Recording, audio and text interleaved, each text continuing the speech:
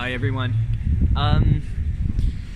So I'm still in Ljubljana. I said on the previous video, I said I was going to leave today. I didn't, and I'll tell you a bit more why later on. But just to give you context of where I am. So this is it's the old sort of plaza, and this is the fountain of the three rivers. Apparently it's modeled after a Roman one in Piazza Navona. And don't ask me about the three rivers, I forgot their names. And then yesterday I filmed from over there in that street somewhere. And that's the official Slovenian football. And I'm right below the town hall with the three flags: Europe, Slovenia, and Ljubljana. So it felt like today's theme was about, this is the flagpole, was about seeing people I've seen before, just because it happened several times today. And meeting new people, actually. I did quite well at meeting new people. So I have some facts I wrote down so that I would remember them. And yeah. So, a couple of things. So I woke up this morning because some people in the hostel were making a lot of noise. It was just these two guys who apparently came in really late, but I slept for that. But when they woke up around 7:30 and had to leave, like I just remember them talking at regular volume, like not whispering, not being completely rude, and yeah, just talking full volume, opening their drawers, closing the drawer, opening the drawer, while everybody else was trying to sleep. So yeah, really rather rude, but it was almost 8, so woke up, got my things going, and then went downstairs to see the rugby game because France was playing Wales for the quarterfinals. It was going well for France, and then we got a red card at the beginning of the second half, and then I had to leave. When I left, it was 13 for Wales, 19 for France. So I had quite high hopes because I wanted to make my way over to the free walking tour. Spoiler alert, Wales won 20-19. So yeah, did not go well for France. So then I get to the tour. And yeah, this is where like meeting new people starts, because as I was waiting for the tour, so I sign up and I look around like, who am I going to talk to? Like, and I see this person is on their own. This girl is on her own. So I talk to her, and she's from Vancouver of all places. And so we start talking about Vancouver and Canada and different places. And throughout the tour, so we talk a little bit, and then this other girl sort of joins in because she's sort of about like where we're traveling. And actually it's kind of funny because I kind of realized that everybody's listening during these tours. Everybody's listening to the conversations because so this girl was chimed in being like, I'm planning to go to this like for Canadian, let's call her Canadian was coming from Sarajevo, where she tried to jump off a bridge, like legally, like all structured, but she was having a really hard time, and it sounded quite exciting. And so English girl, because she's from England, came, and she was like, I really want to go to this bridge. And so we were talking about it, and then and a couple of people like would chime in every so often. So towards the end of the tour, this one lady came, and she's like, I heard that you were going to Istanbul. I really liked it. I was like, okay, I guess you were listening in too. And so it's kind of funny. And later on, so in the second tour, the castle tour, I was talking to somebody else this time, and this lady was like, I'm glad you're doing a lot of traveling while you're still young. You'll see. So it's like, you've been listening too. So it's quite funny to get all this. But anyways, so I did this tour this morning. And yeah, it was kind of nice to have companies, people to talk to, people about in the same boat as me. And so yeah, girl from Canada, she's doing a lot of traveling this year. She took the year off to do a lot of traveling, but she's zigzagging all over the place. She went to Morocco, and then she went to, I think, Belgium, and then she went to Egypt and Jordan, and then somewhere else in Europe, and now she's in Slovenia, and then she's going to Greece, and she's bouncing all over the map. And then she's going to a wedding in India, and then Southeast Asia. So she's all over the map. but she was quite nice to talk to. Okay, so 5 facts about this morning's tour. The first one is that, like, since 2006, I think, Ljubljana decided to cut off all cars from the town center, and so that's why, like, when I filmed both yesterday night and tonight, there have been no cars, just because cars aren't allowed.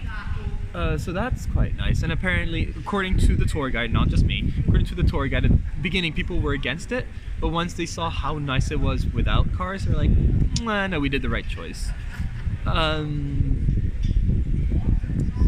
Second thing, so yeah, that was about no cars. Second thing, the main square, so where I filmed yesterday, that sort of pinkish church, supposed to be red, kind of else to be a bit pink. But there's one statue, and that's like the national plaza. There was one statue there, and it's from this poet called Prešeren. So she was quite happy to tell us that, like, usually countries have like war heroes or like kings or queens or yeah, like leaders, but no, they have a poet. And so she's like, first of all, we don't have that many military leaders or kings or queens that we're proud of, but also, like, we want to give the image that no, we really value culture and poetry. So they put him there.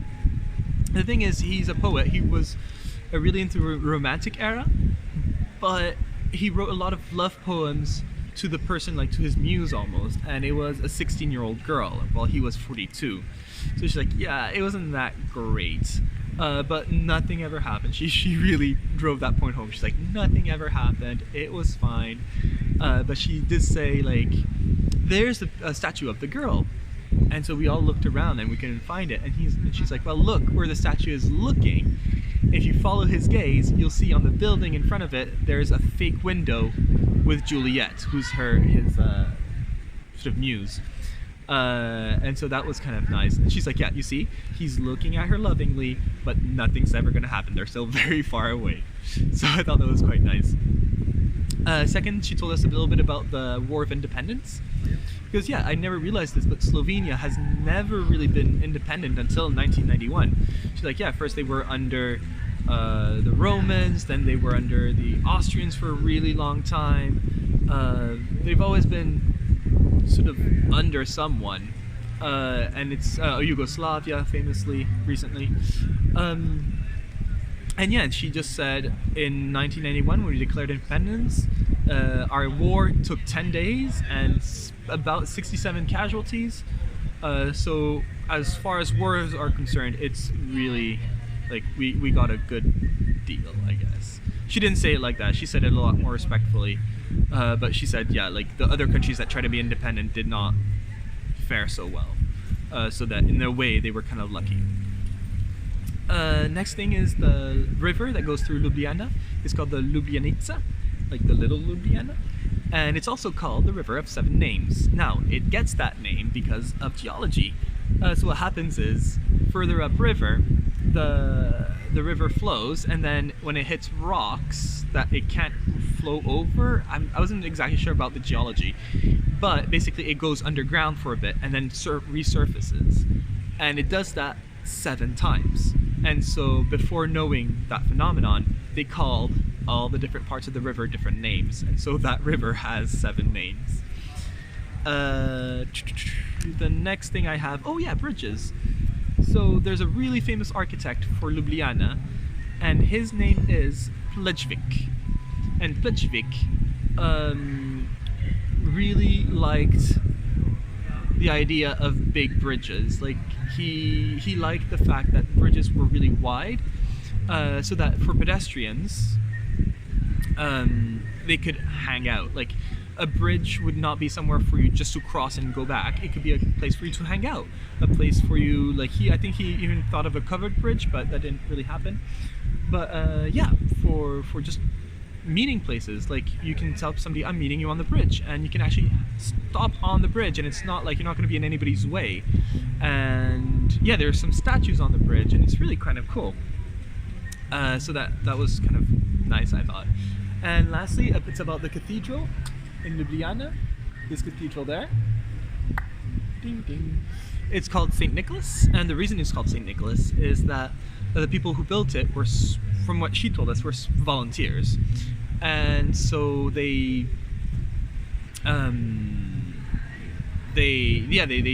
this wasn't their profession. A lot of them came from sort of maritime professions like fishermen and things like that. And so when it came to naming the church, they chose their patron saint, who is Saint Nicholas, and that's why it has the name of Saint Nicholas. So that was what I learned from that tour, and it was nice walking through the old town. Not old town, sorry, through the town center. The old town is for the next door. And yeah, at the end, I asked the two other ladies that were with me. I was like, hey, so what are you guys going to do? Because I kind of want to eat. Are you in? And they seemed keen. But then when we got to the restaurant, we saw we had to wait for a while. And they're like, yeah, no, I'm not that keen. So they went their separate way, and I went somewhere else to eat. Actually, I did the tour again so I could take some nice pictures, and then stopped at another restaurant where I had some barley soup, which was quite nice, and then a cottage cheese dumpling, which was actually nicer than I thought it would be. And so, sorry, my hand is getting a bit tired. And so yeah, that's what I did. And then I just had time to do that because then my second tour started, and this is where I'm seeing people again. First of all, the tour guide was the same as this morning, so that was like, oh, you again. Then there was the person I was staying at this hostel, so Kieran, who is, I guess, my roommate right now. So I talked to him a lot, and that's when the older lady was like, oh, I'm so glad you're doing all this traveling, just because we've talked a lot about traveling with Kieran. And the other person was, so during the tour, like before it started, there was this lady that was there, and I couldn't, like, she looked so familiar, but I couldn't place her. I was like, I don't know where I know her from, I just know I've seen her before. And so I was trying to figure it out, puzzle it out, and then she starts looking at me the same way, and so I'm like, okay, where do I know you from? And she's like, we met each other in Trieste, in Italy. Like, oh, that's right. So I guess we didn't really meet each other. We just saw each other, we were at the same hostel, and then, oh, big spider, hello. Sorry, this guy was trying to interject. Yeah, so we were in the same hostel, and then later on when I was visiting Trieste, she was there as well, and so yeah, it was quite fun to see. Now I'm wondering if I have spiders all over me. So yeah, that was kind of fun to see. And then she's from Germany, and she's also traveling through the Balkans, but she only has a week left, I think, before going back up to Germany. And yeah, her boyfriend had just joined her in Trieste the day before. So they were here together, and they're going to finish the trip together. So that was the deja vu. No, that's not how you use that word. Never mind. Then what happened? Oh right, so then the tour happened. Not as good as the beginning one. I guess I learned less. It wasn't as interesting. I don't know, it just didn't have the same feel to it. But I still have 3 things that I learned.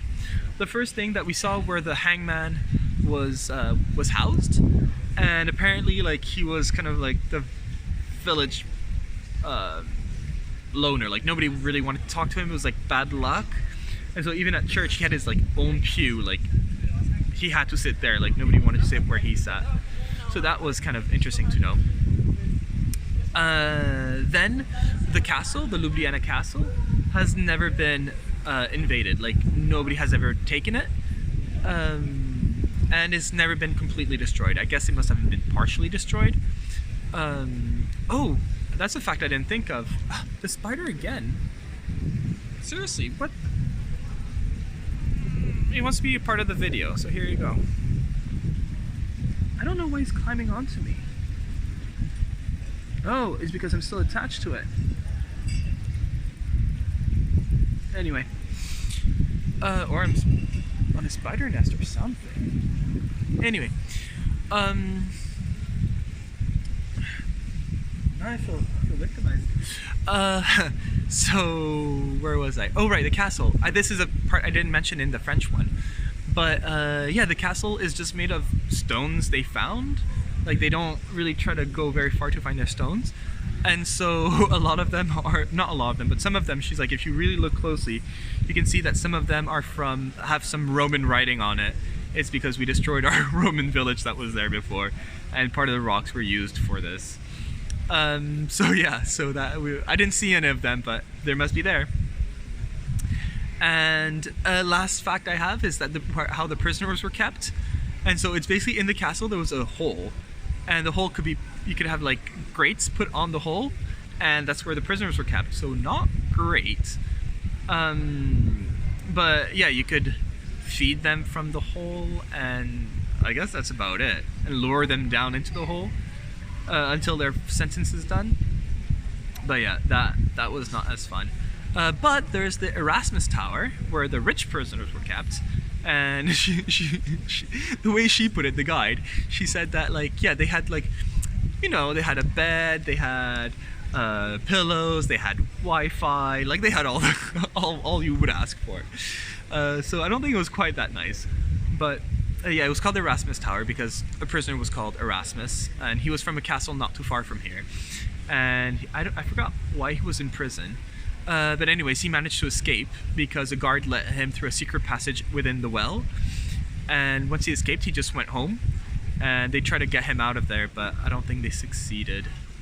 I know they tried to siege him and starve him out, but it didn't work because he had secret passages in his castle too. So he would just go and get his things. So that was that tower. Other than that, yeah, the castle is not so impressive. I don't know, I was not. But then again, she's like, she warned us beforehand. She's like, it's a military thing. It's not supposed to look nice. People didn't really live here. It was only the person in charge of the fort, so they didn't really make it nice. Weren't trying to. So that was it. And then I had in mind after the tour to go really quick, get my bike, and start pedaling. But then I saw that it was already 5 o'clock, and by the time I would get to the hostel, it'd be like 5:30, get everything ready 5:45, and then like the sun sets around 6. So I was like, it's not worth it. So I had to sort of debate, and yeah, I decided to stay here for the night. Oh right, and then Kieran, I heard, when he was talking to the tour guide, because he was like, hey, do you know any place nice I could have a meal? I want a kind of like a nicer meal. And so she told him to go to a place that it was called the Second Violin, and apparently the menu's quite nice, and it's a kind of a social project where they train people with special needs to sort of have a job. So to be waiters and things. And so that sounded interesting. And that's where I was supposed to eat at lunch, but it was too full. So I left to go to the hostel to see if I could get an extra night. I could. And then when I said, okay, well, let's see if Kieran wants to eat together because I'm quite interested in eating there as well. I couldn't find him, so I retraced my steps. Couldn't find him at the Second Violin. But when I was looking on the menu, this guy who was doing the tour with me was like, hey, are you interested in eating here?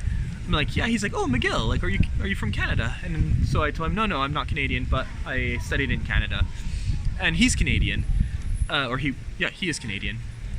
So we started talking, and then I was like, well, are you planning on eating here? And he said yes. So we ended up, I was like, well, let's just eat together.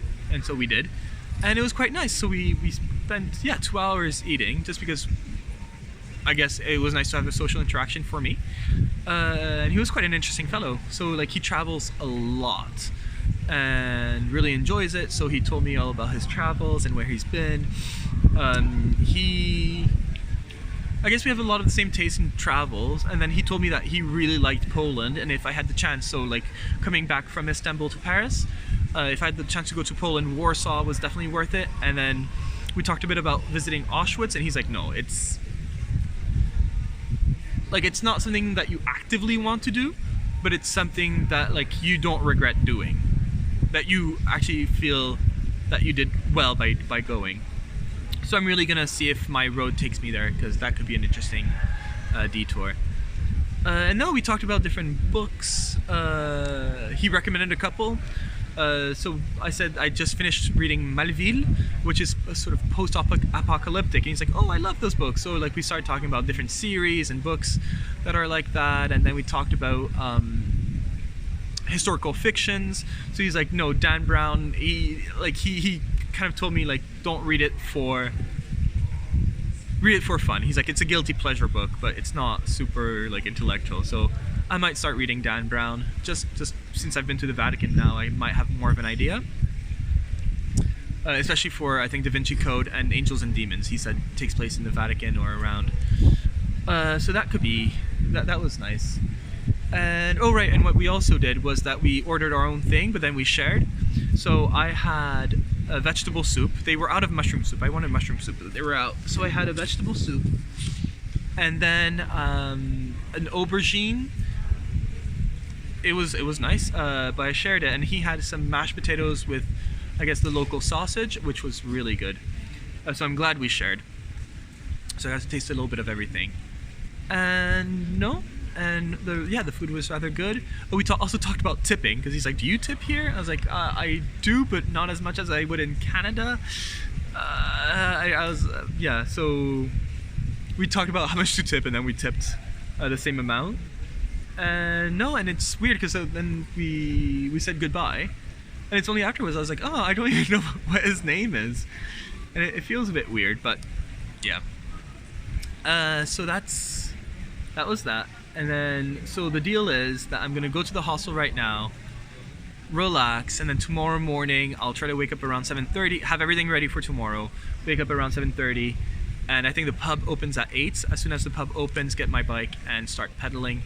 I have 9 hours till Zagreb, so I'm hoping to do 6 hours tomorrow, and that way only have 3 hours the day after, so that way I can get to Zagreb by noon, and then spend the whole afternoon in Zagreb, and then maybe spend the morning, and then keep going, because now I want to get to Belgrade by the 7th.